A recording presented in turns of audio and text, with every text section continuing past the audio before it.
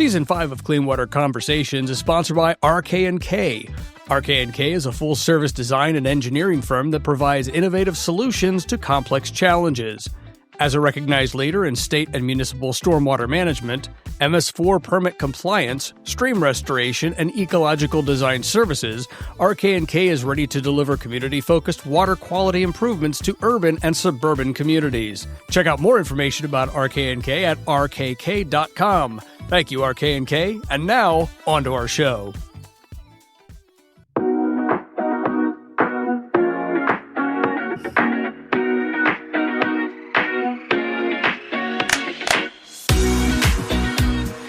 Hello, everyone, and welcome to Clean Water Conversations, the podcast where we have casual discussions about creating clean and clear waterways right here in Lancaster County. I am Ken. And I'm Allison. Hello, everyone. Hello, Allison. Oh my gosh, we have so much going on right now. It's crazy. Yeah, it's wonderful, though. It is. Yes, I'm sure the times that we'll look back and go, "Oh, those were the good old days." So yeah, things fly. But what do you have going on right now? Oh, I am loving being the sports parent to the stars, whether it's creating snacks, taxi service, making sure that people have the right gear. Oh my gosh, there's so many apps. Like, which app do I use for which sport? That is life right now. But I'm so appreciative. That's when I get the best downloads, is when I'm taking them, like picking them up from somewhere and then bringing them to the next thing. And I get the download in the car. So I'm loving that mom role. We did not have apps when my kids were in sports, so I'm a little jealous about that, to be honest with you. There's pieces of it that's great, but talk about a lot going on. Yeah. Well, how about you, Ken? We have, oh my goodness, again, we were just talking the other day because we had a team hike the other day, which is awesome. We're in the middle of it and I'm like, I can't believe we do this for a living, really, But we were talking about the really cool things that our new neighborhood has going on. And there are always new events scheduled. I think upcoming, they're going to see a musical somewhere. I wasn't available that day, so I didn't retain any of the information.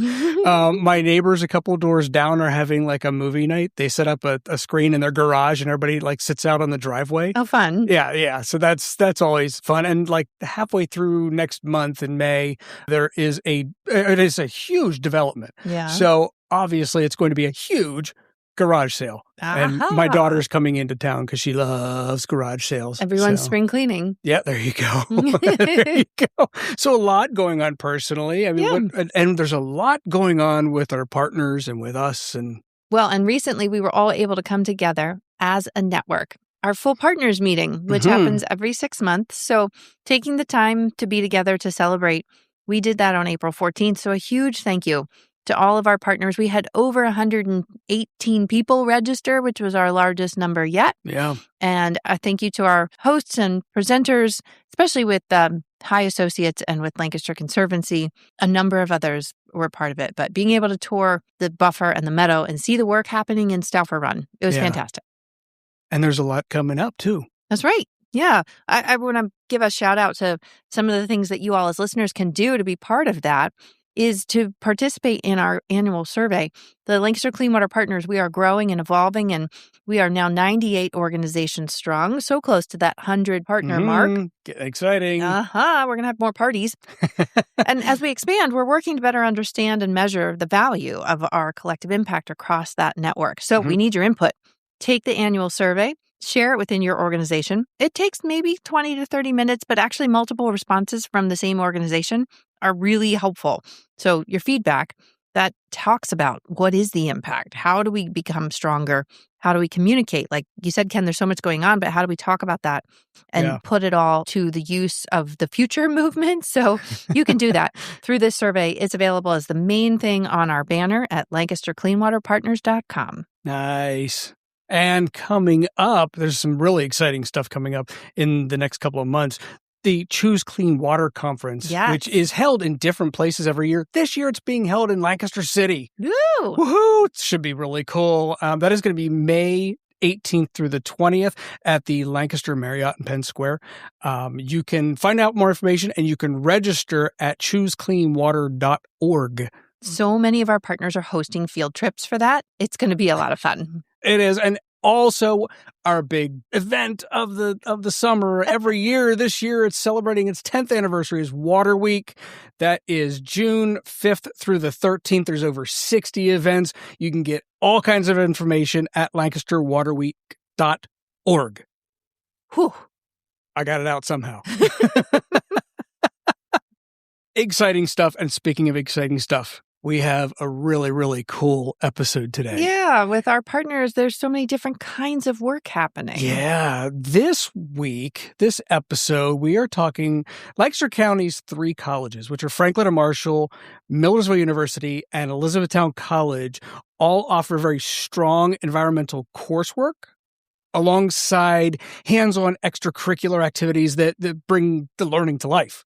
And we're going to hear a lot of really cool stories from our guests this week. Taken together, they all reflect the shared commitment across Lancaster County's higher education community, not just teaching environmental stewardship in the classroom, but also building a culture of care and responsibility that reaches the next generation. Yeah, and we're going to hear from 3 groups today. There are more than that in the higher education space in Lancaster, but we're really grateful for the perspectives of our guests today. And talking with us today from Millersville University of Pennsylvania is Dr. Nanette Markham-Dietrich. From Elizabethtown College, Dr. David Bowen. And from Franklin and Marshall College, Nicholas Auwaerter. Let's check it out. We sort of did intros of ourselves, but I don't know if you all have met each other. So yeah, let's do some intros of yourself, maybe what your area of expertise is within your institution, and one of the most creative, exciting things that you have going on related to clean water or conservation. So my name is Nanette Markham-Dietrich, and I'm a professor at Millersville University. I'm in the College of Education. I teach science education. So I often say I have the best job on the planet. I'm a teacher who gets to work with people who want to go in the teaching profession. I also work with in-service teachers, so practicing teachers. And I also get to go to the bathroom whenever I want. And from a teacher standpoint, that is a good thing. So, and you said one of the most exciting things I'm doing right now. There's actually 2 things. One is I've really, post-COVID, I wanted to get my undergraduates more connected into giving back. So we started this year a STEM Ed Lab every Friday out at the Watershed Education Training Institute called WETI. So that's my acronym. Okay. And it's just been so exciting to see students wanting to get together. And as we're working on K-12 curriculum that we're designing at Millersville, that is around the areas of environmental literacy and sustainability, watershed curriculum, and just having my students come together to help us create this work and to hear the conversations and the collaboration and just, again, students getting together, doing something important. The other thing would be I have currently just this year, we've been working with the National Science Foundation grant. Really excited to have that funded during this time. It's a collaboration with the Stroud Water Research Center and West Virginia University Tech. We're taking a watershed curriculum that we created with a previous NOAA Be Wet grant. NOAA stands for the National Oceanic and Atmospheric Association. You're good at this. I like tests. And so that was a grant that we developed this curriculum to align with the new PA Pennsylvania STEELS, which stands for Science, Technology, Engineering, Environmental Literacy, and Sustainability, our new science standards. And it is a grade 3 through 5 watershed curriculum. And we've taken that curriculum and we're now implementing it in Delaware and West Virginia and looking at some really cool innovations, that connection of technology with environmental education. So working with those partners is an invigorating time to be able to see, watershed education across the East Coast. That is so cool. Yeah. I remember, honestly, I'm in like celebrity mode.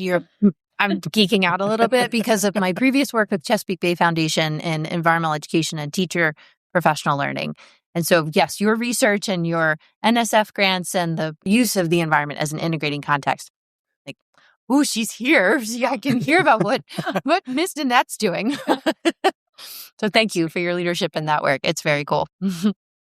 My name is Nick Alliter. I'm the director for the Center for the Sustainable Environment at Franklin Commercial College. So that's CSE at F&M. Particularly that first one is a long one. So CSE will be the easier one. I'm kind of in charge of all the things outside of the classroom when it comes to sustainability at Franklin Commercial, and then how we can better interact with the classroom side of things as well. We're trying to do more work on kind of integrating the kind of third spaces together. One of the things that I think I'm most excited about right now is F&M is a small conservancy right by the Lancaster transfer station or the Lexwama transfer station. I'm not going to get Lexwama's acronym correct, so Lancaster County Solid Waste Management Authority. I always get most of it correct. So we have a small conservancy called the Spalding Conservancy that's about 1.5 miles from campus. We've been doing a number of interesting things that we're kind of working to elevate that, especially post-COVID, because it's had a lot more foot traffic. But particularly related to clean water is it connects up with the Little Conestoga on the backside, and the Blue-Green Connector project is knocking on our door for some exciting work in the near future. So blending some really great educational opportunities to get data loggers out in a place where students can even walk to pretty easily, and working with the academic side of things to blend the functional side of things on campus as well. I'm so excited to hear how those pieces, what that looks like in reality, because research with a class is one thing, and then service learning hour requirements or something else. Like, so excited to see how what the blending really works. Yeah, it's an ever evolving thing. So I don't necessarily know if I'll have answers today, but I can certainly give you some. It's been really cool to see the potential for that to for sure. Nice. Hi, I'm David Bound. I'm a professor of biology and environmental science at Elizabethtown College. And I'm feeling left out because I don't have any cool acronyms. I'm sure there's probably more than you realize, but what I do, Elizabethtown College, it's a primarily undergraduate institution. Our focus is educating our students. And what we do really well is work with students in very applied settings and taking them out of the classroom, either in independent research or as part of a class to try to give them more of the outside of the classroom. I'll use air quotes, real world experience. I'm not a fan of that term. Suggests we do imaginary stuff in the classroom. But anyway, yeah, trying to get them outside and get their hands dirty and their feet wet. One of the more exciting things that I've been involved with, working with colleagues, Bob Walter, Dorothy Meritz at Franklin Marshall College. I've been working with some of the legacy sediment removal and the floodplain restoration projects. And so there are 2 close to campus now that my students and I are sampling for biodiversity. So our kind of angle, a lot of these projects are done for, nutrient reduction and sediment reduction. My angle is they have all these great co-benefits for biodiversity. And so recreating, right, with the restoration habitat that has been lost. And so we're investigating the use by amphibians and reptiles. And some of the challenges, you have these restored wetlands embedded in a landscape that's very unfriendly to a lot of critters, and seeing kind of what some of the colonization dynamics are. So that's what my students and I will be doing this June. Oh, that's so amazing. Yeah, I should say where. That's on the Conroy Creek in Elizabethtown. Okay. And then the Conewago in Londonderry Township, the great project they put together. Yes. So many connections that make this obvious of how Lancaster's working together. But I promise we didn't intentionally make it quite so obvious, but it's wonderful because it just happens that way. I love hearing about what all you guys are doing, but we also, on this podcast, want to learn a little bit about you guys. So we are going to start off here with an icebreaker. And your icebreaker question is, what have you learned to take less seriously? Anyone who wants to start, jump right in. I can start. I learned to take myself less seriously, I think. I tend to be a pretty serious person, but really finding those spaces to be a little bit more goofy, I think, brings a lot more innovation and dynamic growth. And so the opportunity to do that, especially an area that needs to have a lot of different ways to approach a problem, like clean water, is something that I think has been quite helpful. Nice. Thanks. So I think it's odd to say as an educator, but I think I'm trying to take my teaching less seriously. I know as a scientist, especially undergraduates, certain amount of factual information we're trying to get across. I was going to say cram into their brains. But obviously that's not what we want. But just taking that opportunity to step back and engage the students in a way that makes them ultimately learn the material more, but have more fun with it, right? Like in my general ecology class, I actually have the students write their own short story based just on fiction. And it's graded. They get credit for it, but it's not graded in terms of like quality of the writing or anything. It's just really a way for me to give them the opportunity to engage with the material on their own in a level. different way. Yeah. And so what I love about creative writing is it gives insight into the individual. And so I kind of get to peek into their mind and really see what they're engaging with the material. Oh, So what a fun idea. One way that I'm trying to be a little less serious classroom. My daughter is in middle school, but she was asked to create basically an Instagram profile for one of the Constitution writers. And so, yeah, just a different way to think of that and how to take the information and present it back. So appreciate the creativity in your style. Yeah. That's good stuff. There's a whole literature base on writing to learn in science. And so what you're doing is really connecting with that.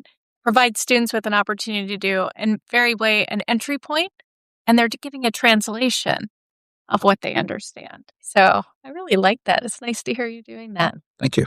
Yeah. And I like when you were talking about what to take less seriously. I would say, I work with in-service teachers and I work with pre-service teachers. In teaching right now, you hear a lot about being a difficult profession. And I think in the past, 12 months, I've been really trying to focus in on the joy. Teaching's an awesome career. I feel like we may have gotten, post-COVID and during COVID into a hole of talking about the real struggles in teaching. Sure.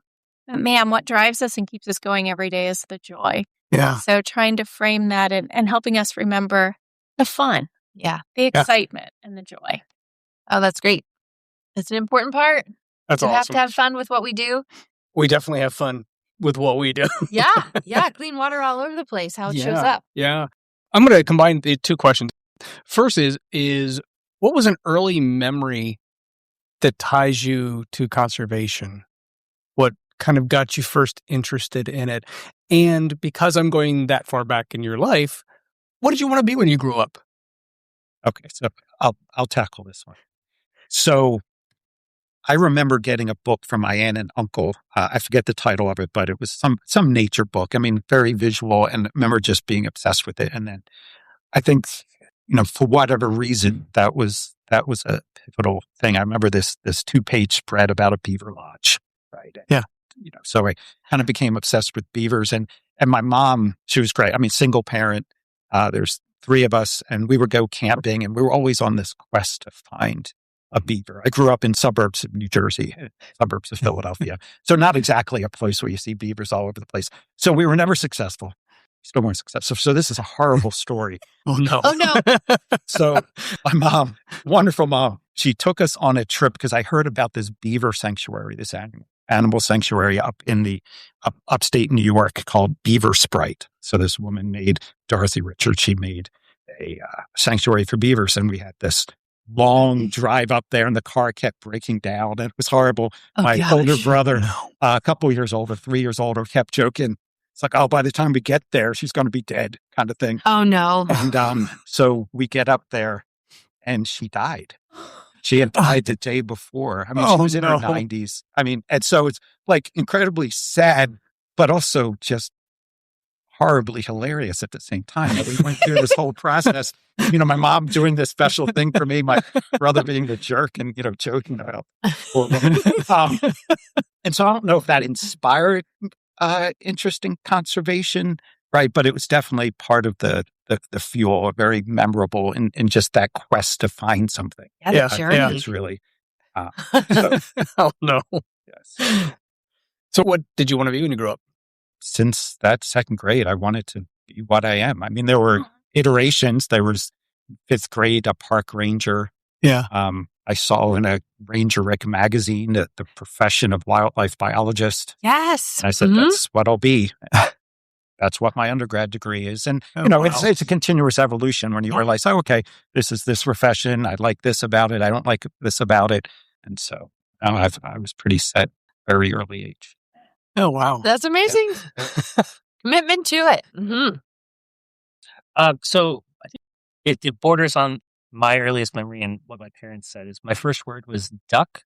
And so I think that every time I had the opportunity to, I would focus on anything wildlife related. So my parents were like, not mom, not dad, duck, of course. That makes a lot of sense. And so I think that I always wanted to do something with nature. So National Geographics were like what I spent so much time looking at instead of cartoons.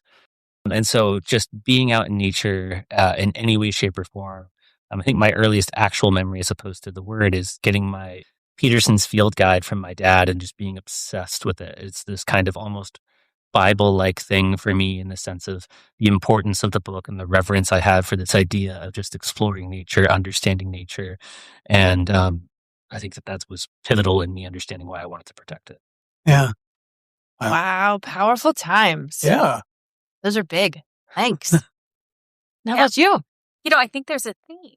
Yeah, everybody was talking about a book. Mine was books too, but my mother loved to go yard sailing. So when I was, second, third grade, we'd go to yard sales, and I always liked the nonfiction books, from highlights to, any little encyclopedia. And I remember reading one, it was talking about the need to recycle, this new idea. And I was like, oh, Mom, we've got to recycle. My mom was always supportive of whatever idea I had, that good mom. And so I told her, I said, we cannot use plastic bags anymore at the grocery store. And this was early 80s. So this was way before it was cool. And so I remember my mom, even through middle school and high school, if she forgot and got plastic, she would try to sneak it into the house. You'd hide it from you? Yes, to hide it from me. Man. And I had to really love that commitment. Yes. She tried. So I think that was my earliest memory. Oh, wow. Did that translate into your career path or what you wanted to be? I gotta be honest, the first career I can think I wanted to be an optometrist. Really? Yeah. I kind of think of, Rudolph the Red-Nosed Reindeer, they go to the Island of Misfit Toys and the guy wanted to be a dentist. I wanted to be an optometrist. How did you get from optometry to teaching? It's really neat. I always say you can't aspire to a career that you don't know exists. And I grew up in southern West Virginia. And so career exposure was very small. I liked optometry because I had to get glasses in 9th grade, and I met Dr. Wood, an optometrist, and I thought, I could do that. You could see it. See and so Confounded people. And so I would say throughout education, just wonderful opportunities to learn. I was exposed to new things. And I still, to this day, I call myself a shiny object person. I'm like, ooh, that sounds cool. And so I think even with, my career path is just people kind enough to share what they're doing. And I'm like, I like that. I want to know more. So that's how I ended up.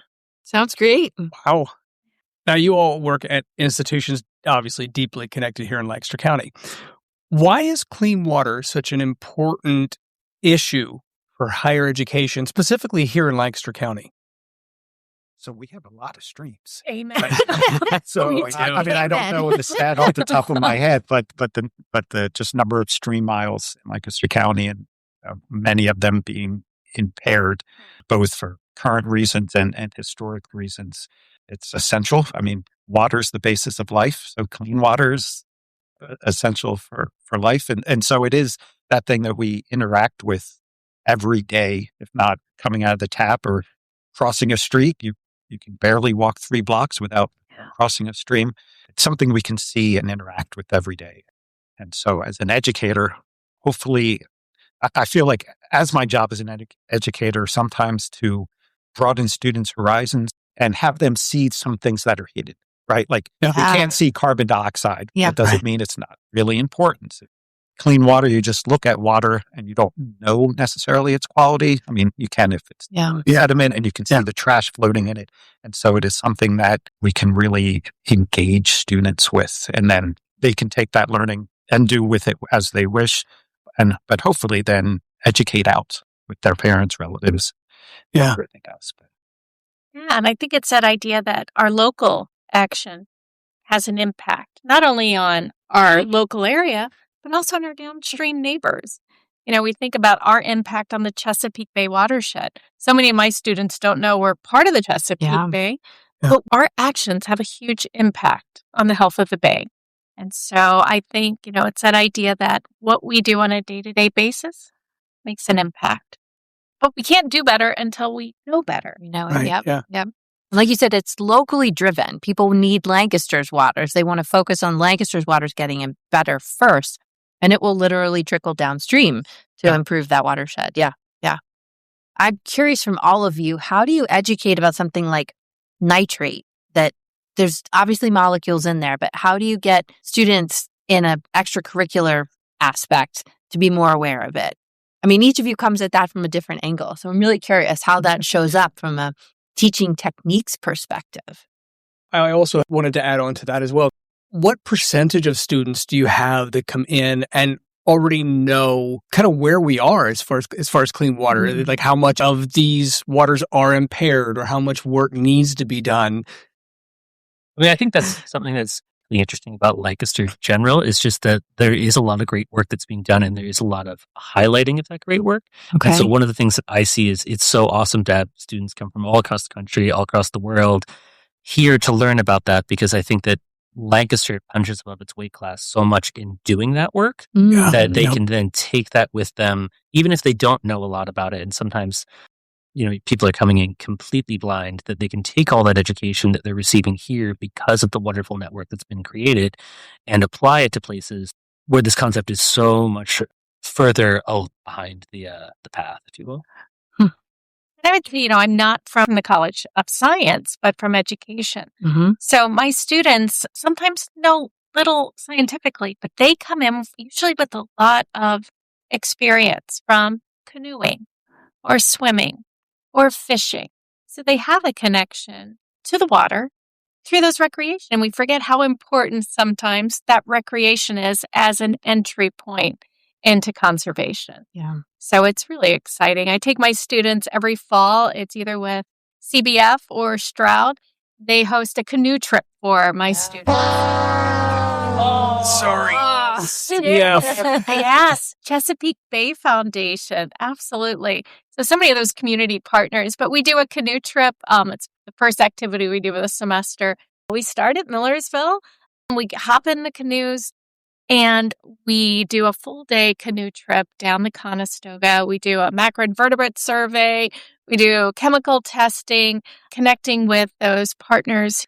We talk about the health of our local watershed on the water. Yeah. Wow. Oh, perfect. Mm-hmm. That sounds like so much fun. It is. Yeah. Does it tie in? You were mentioning kind of the upcoming events of recruiting new students. Is that part of your story of why people want to come to Lancaster? Because they've heard about it or they know that's part of their education here. Do you feel like that's baked in? I do think it's baked in.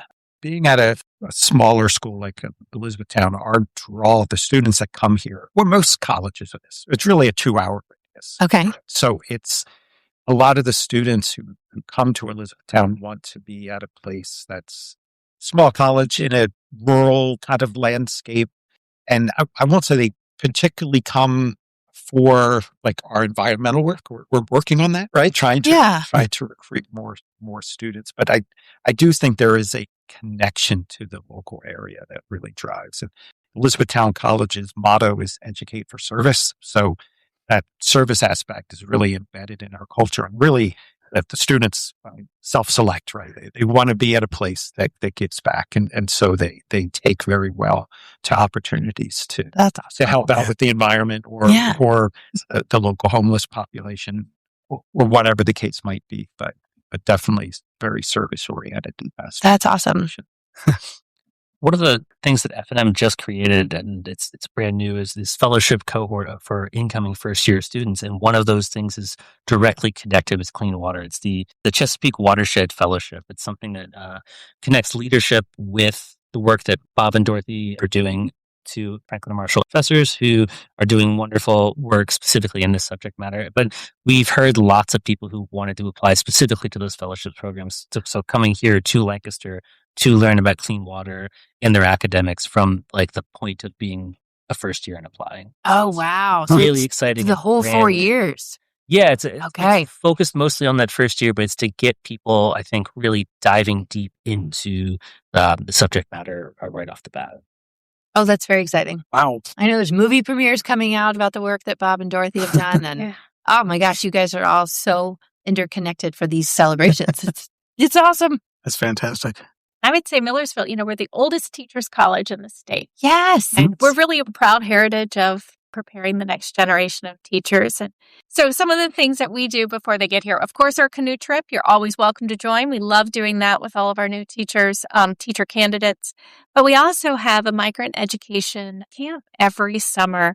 It's just a wonderful time. It's a week at Weddy, but I think we already. Yeah. We did. Yep. And then we also have a future educator camp every summer where we bring students across the Commonwealth that want to pursue education as a career. They're middle school and high school students. And we spend one full day of that 5-day camp out at Weddy in a stream study. And I'm always so proud, Miriam Whitmer, Dr. Whitmer is the one who organizes that and lets them come to Weddy for a day. And she always says it's the highlight of the camp. And I'm like, how could it not be? Spending a day in a stream in August. What could be better? Can you give us some of the background about the Weddy program, kind of the vision of it and how it came to be a anchor piece at Millersville? Yeah, so we started in 2014. Yep. It was with Dr. John Wallace. He's a legend and just a wonderful human being. He was a biology professor and an entomologist. He's currently retired. I'm still a little salty about that. He's doing great work even in retirement. Millersville, we were building new dorms. And part of that stormwater planning took part of our biological preserve. Okay. So if you take land from faculty, we get a little salty. So we went and we said, that's not fair. And there was a cabin, a whole property right along the Conestoga that came for sale. We call it Creek Lodge. And President Anderson at the time, the university president, who was very much committed to conservation, sustainability, helped to facilitate the purchase of that property. Fronts to the Conestoga River, but there's also a first order stream, Bodner Run, on the property. And when I look at it, I thought, I can get kids in that. That's a safe space to get into the stream. It was just such a wonderful property. So we pitched the idea. We said we'd like to start a field station. And then the Watershed Education Training Institute came out of that. It was a connection of the science with Dr. Wallace and then the education and the work that we were doing. And it was just a wonderful way to kind of bring both of those, from K to Gray in watershed education. As projects go, all three institutions have projects that they're deeply involved in. Some of the more on the campus. Nick F&M is connected with pardon the pun, the Blue-Green Connector. Can you tell us how that got started and where you're kind of going with that? Yeah, so I think that it certainly got started through the Steinman Foundation selecting that corridor that they were working with and kind of the connection between the Steinman Foundation and Franklin Marshall College. And so we've been working now with how that space interacts with our conservancy as is. And we've been doing a lot of interesting conversations, myself, Dan Ardia in particular, kind of figuring out where those two kind of concepts of education meet. Working a lot with Emily Landis as well, who's in charge of a lot of the education, connecting with following up on your, no pun intended, connector, and seeing how, the academic side from what I'll say in some ways like capital A academic versus citizen science academic can blend together really well.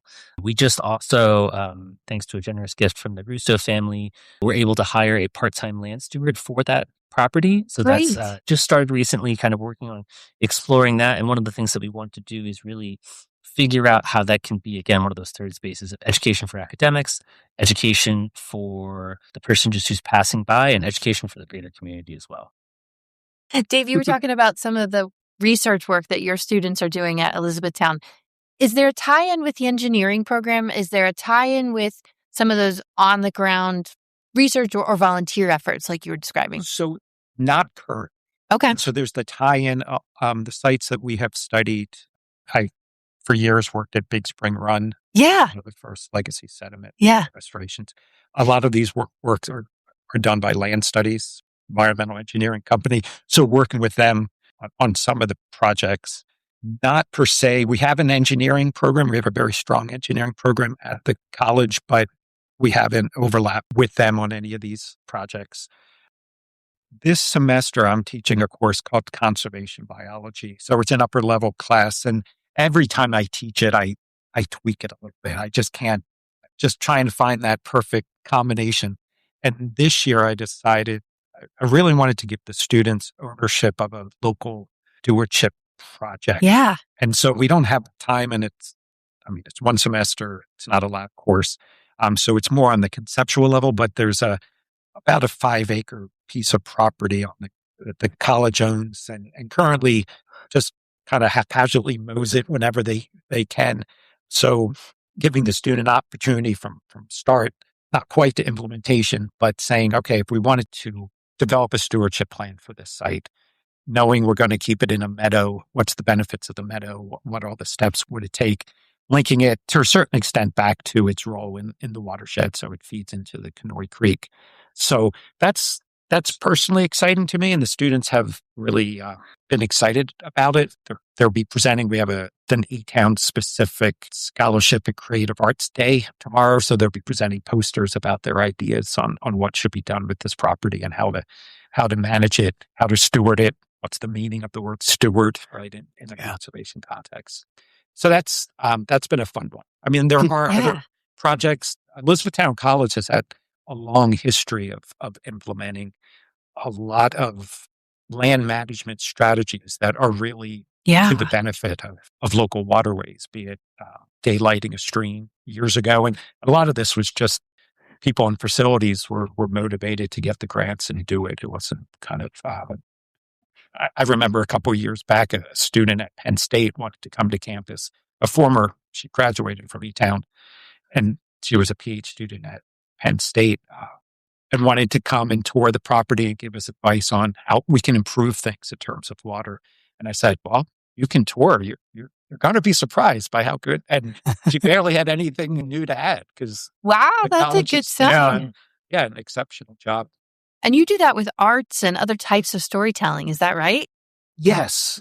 One of the projects, I collaborated with one of our art professors about 10 years ago. I was on Elizabethtown College. We have a lake called Placida. But every fall, I'm out there with my students studying turtles in the lake. And one day I was out there standing at my waders. The pond was quite great, a lot of algae, right? Very eutrophic system. And I just was standing there and was wondering, I wonder if we could do anything with this. And just popped in my head, I wonder if we could make paper. And I contacted my colleague, our professor, and I'll never forget what she said. When I asked her, do you know how to make paper? And she goes, no, but I'm willing to learn. All right. I think that's just an awesome thing that you always want to hear. Yeah. And so she and I wrote an internal grant, got some funding to go to New York City to Hell's Kitchen to learn how to make handmade paper. And then we took those skills and the first 2 years, her art class and my general ecology class collaborated on a project where we harvested algae and duckweed from the lake, made that into handmade paper, and then had the students turn it into an art exhibit. The first year it was a installation where it's kind of a mobile 3D sense of like you walking through the lake in different layers of the lake. Wow. It was at the North Museum in Lancaster for a little while. Oh, like a transect of the water column. Yeah, that's right. Yeah. So it was really cool. And that was their idea. And since then, I've just said, I keep doing it now. I do it in my intro to environmental science class where the students get to make the paper. And then I say, make something. You have 2 sheets of paper that you make, just do with it as you wish. Again, just my original motivation was for them to think about creative problem solving. Mm-hmm. There's this problem in the lake. There's too much algae. Can we look at that in a different way and use that algae for a positive, making paper? And now that you have that paper, go crazy and be creative. And I love it because you never know what hidden talents students have that you don't see. Yeah. And then when they turn in these beautiful drawings or sculptures or whatever, and they really engage with it. Yeah. So it's still one of my favorite assignments, although it's not quite as intense as it was in the first couple of years, but still having the students make the paper. especially when they think it's easy and then they realize, oh, this is hard. Right? Just get it right. Yeah. That's always, it's a learning. It's a skill. That's a process. Yes. I'm curious to hear from each of you. What is one of your secrets, or why do you think that the post K through 12 audience is especially important for this kind of collaborative work, or like you said, creative approaches?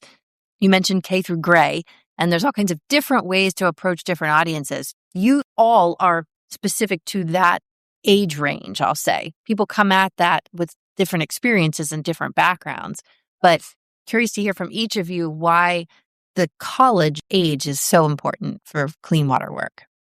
Well, I will say I like working with young people because they truly believe they could change the world. Mm-hmm. And our job is just to provide them with the knowledge, the space, and the ability to take those ideas.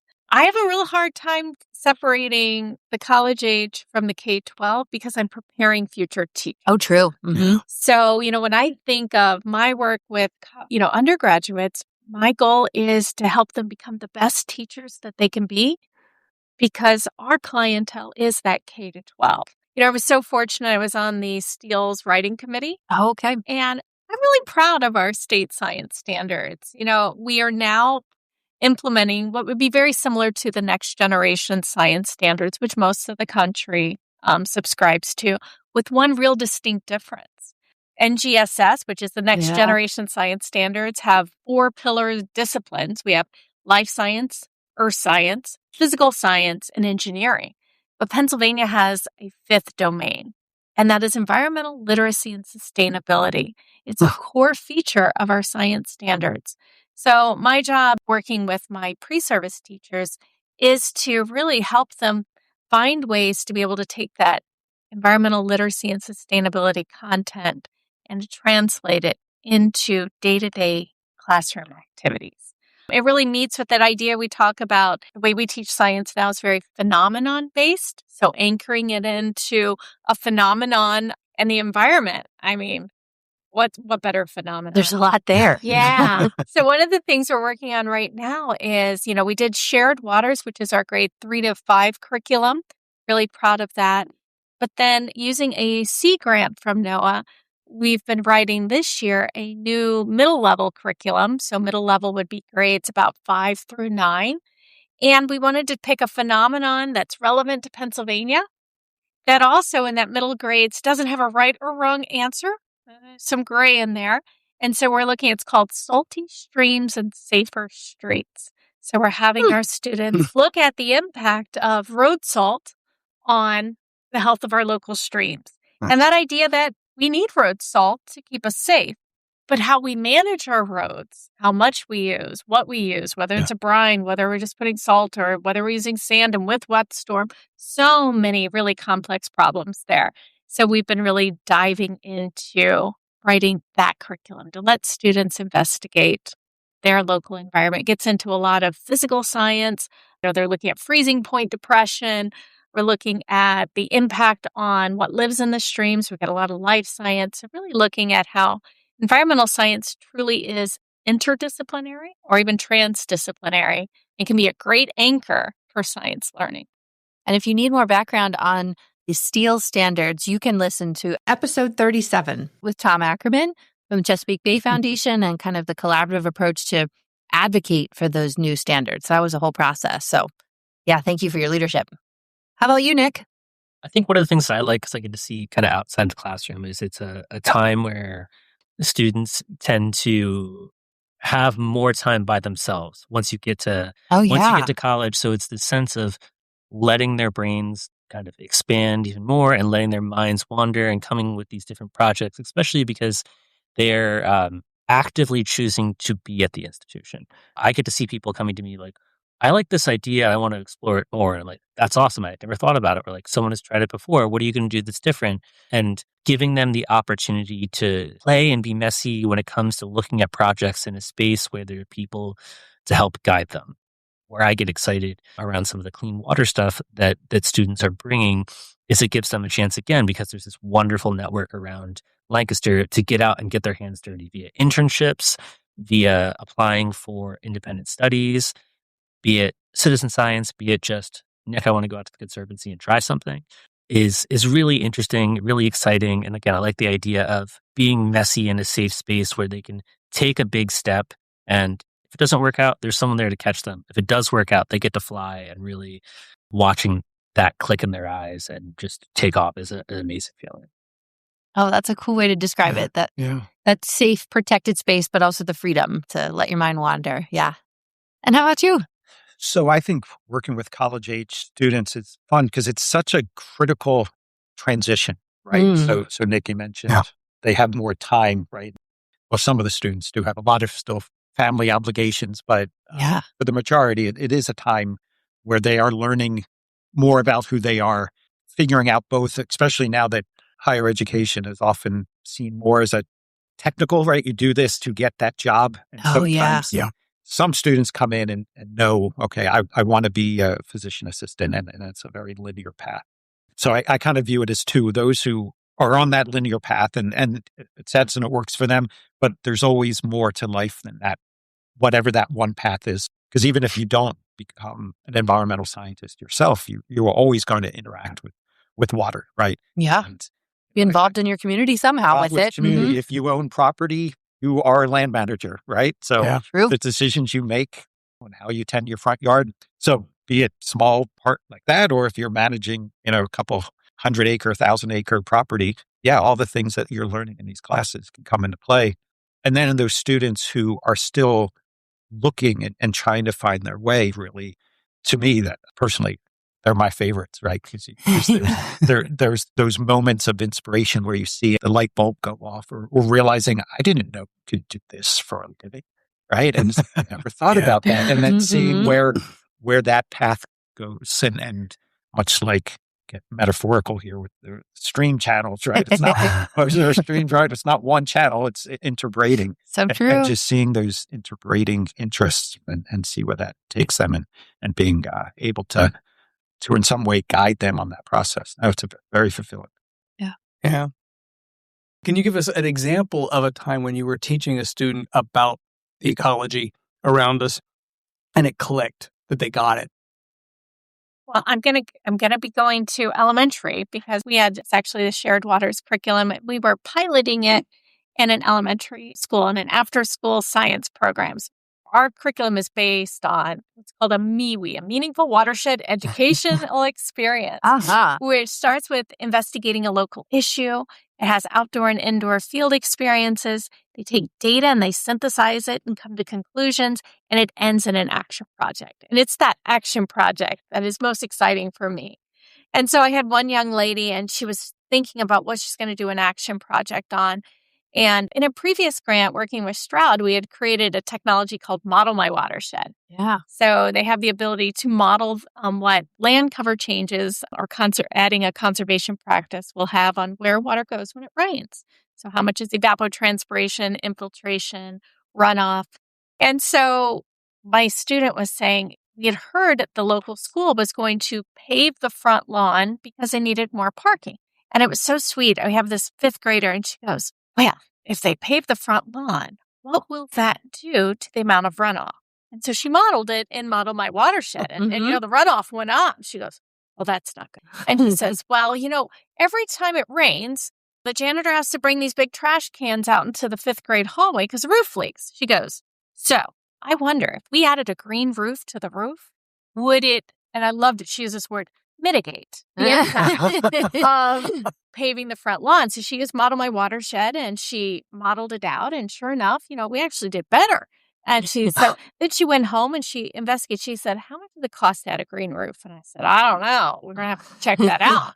So with her parents, we were investigating. She came back. She goes, it's expensive. And she said, but I wonder, we don't have to put a green roof on the whole school. How much of the school would we have to make a green roof to, what was her big word? Mitigate the impact of this parking lot. And so the principal hears about it, and she goes and she gets the ability to present it, the work that she's done. And you know what? She got an action. Because guess what the school board decided I was going to say, put this girl on school board. Yeah. And, in the best end of the story would be she got a green roof. Yeah.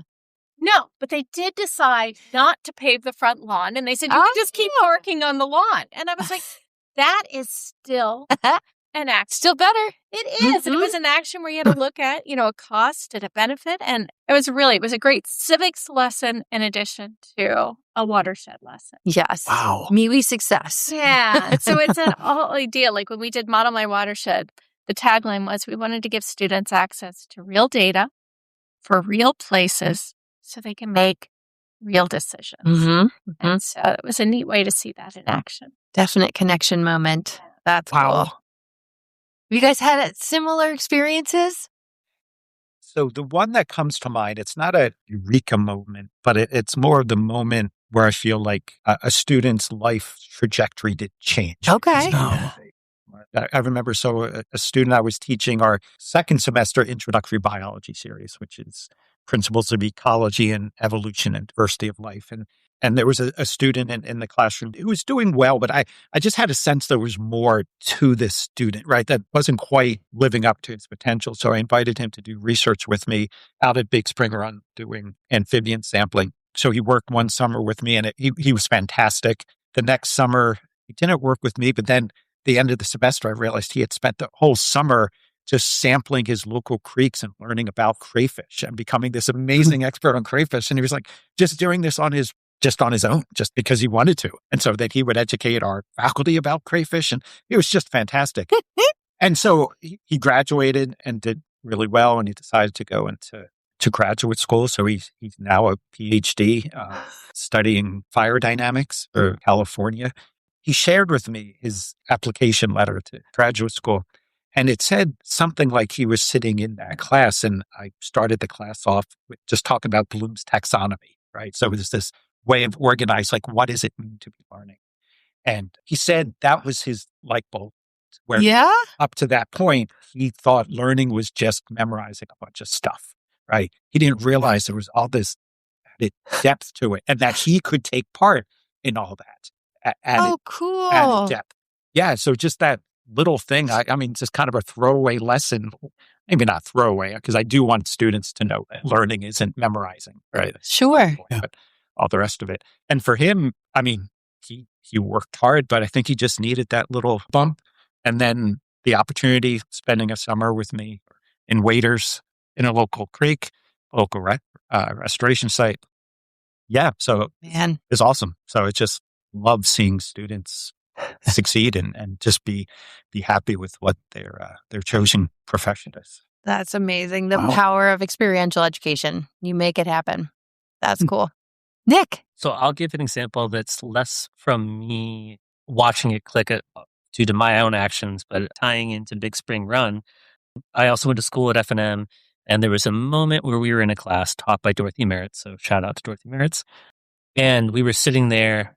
I was an upper class person, and there was some younger students there, and it was torrentially downpouring outside. And so they were all like, we're out of lab today. This is great. We don't have to do anything. And my friend and I, who are seniors, were like, oh, this is going to be a fun lab. And in walks in Dorothy in full waders, full rain gear, and says, get to the vans. We're going to observe flooding conditions. And everyone who is a sophomore or younger looking around speechless. The rest of us got up and was like, all right, let's go.